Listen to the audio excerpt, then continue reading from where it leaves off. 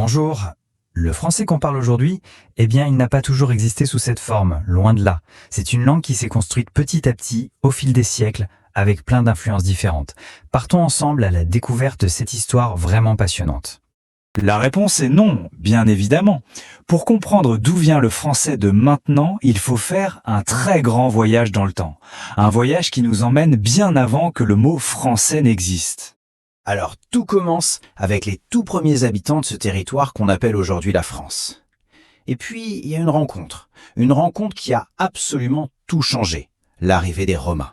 Avant que Jules César n'arrive, les Gaulois, un peu comme dans les histoires d'Astérix et Obélix, parlaient une langue qu'on appelle le celtique. C'était une culture qui transmettait beaucoup de choses à l'oral, donc il nous reste très peu de mots de cette époque, mais ces quelques mots, ils forment la toute première couche de notre langue. Au 1er siècle avant notre ère, voilà que les Romains envahissent la Gaule, et ils ne débarquent pas avec un seul latin, mais avec deux. D'un côté, il y a le latin populaire, celui des soldats, des commerçants, et celui-là, il est très vite adopté par la population gauloise. De l'autre côté, il y a le latin classique, la langue des livres, des savants, qui restera plutôt la langue de l'élite. Pour bien voir la différence entre ces deux latins, il y a un exemple génial. Prenons le mot cheval. En latin populaire, on disait caballus. Et ce mot a évolué tout naturellement pour donner cheval. Facile. Mais en latin classique, on disait eques.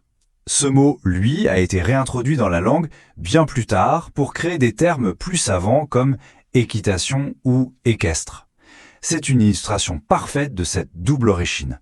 Bon, après les Romains, l'histoire ne s'arrête pas. Une autre vague de population arrivée va rajouter sa petite touche linguistique. Il s'agit des peuples germaniques, et en particulier des Francs. Les Francs vont donc s'installer surtout dans le nord de la Gaule. Ils vont adopter la langue qui se parle sur place, ce fameux mélange de latin et de celtique, mais ils vont aussi y ajouter beaucoup de mots de leur propre langue, le franchique, qui était une langue germanique. Et voilà, ce mélange de latin populaire et de mots germaniques donne naissance à une langue complètement nouvelle. On l'appelle le roman. À ce stade, ça ne ressemble plus vraiment au latin. C'est devenu autre chose. Et comment on sait tout ça ? Eh bien, on a des preuves. Les Serments de Strasbourg, qui datent de l'an 842, sont l'un des plus vieux textes écrits en roman qu'on ait retrouvé. Et quand on le lit, on voit clairement une langue qui est l'ancêtre direct du français. Attention, à cette époque, il n'y a pas un seul roman. Il y en a plein, des dialectes différents selon les régions. Alors la question c'est, comment est-ce que l'un d'entre eux a réussi à prendre le dessus sur tous les autres ? Le moment décisif, c'est une question de pouvoir politique. Vers la fin du Xe siècle, un roi, Hugues Capet, est au pouvoir à Paris. Il va faire du dialecte de sa région, qu'on appelait le françois, la langue officielle de la royauté. À partir de là, la diffusion de ce dialecte devient assez logique. C'est la langue du roi, la langue de la cour. Du coup, toutes les élites du royaume se mettent à l'adopter. Et puis, ça devient la langue prestigieuse, celle dans laquelle on écrit les grands poèmes, les grands récits.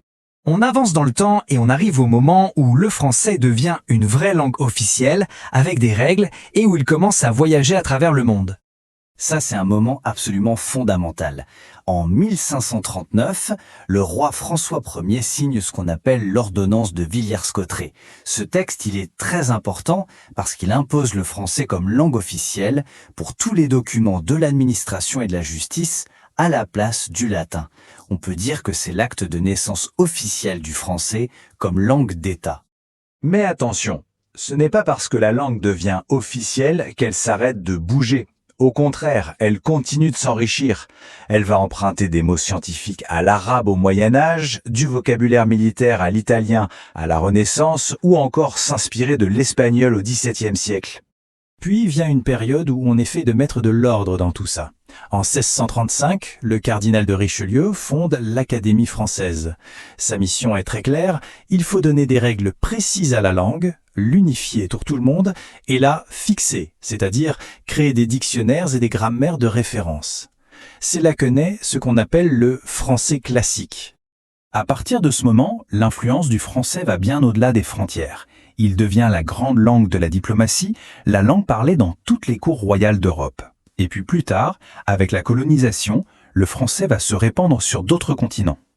Là-bas, il va parfois se mélanger avec les langues locales et donner naissance à de nouvelles langues, les créoles. Allez, retour à notre époque, parce que cette histoire d'évolution, elle est très loin d'être finie.